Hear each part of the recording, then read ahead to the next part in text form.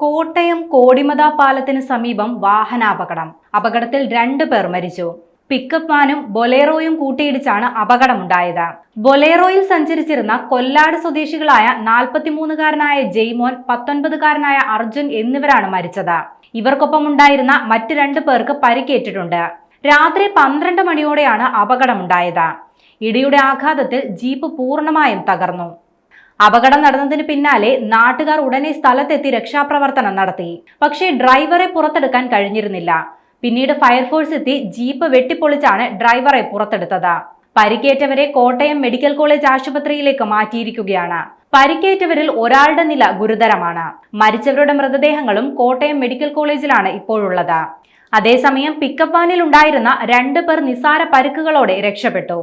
അപകടം നടക്കുന്ന സമയത്ത് പ്രദേശത്ത് ചാറ്റൽ മഴയുണ്ടായിരുന്നു. ഇതായിരിക്കാം അപകടമുണ്ടാകാൻ കാരണമായതെന്നാണ് വിലയിരുത്തൽ. ചാറ്റൽ മഴയിൽ നിയന്ത്രണം വിട്ട വാഹനങ്ങൾ തമ്മിൽ കൂട്ടിയിടിച്ചതാകാനാണ് സാധ്യത.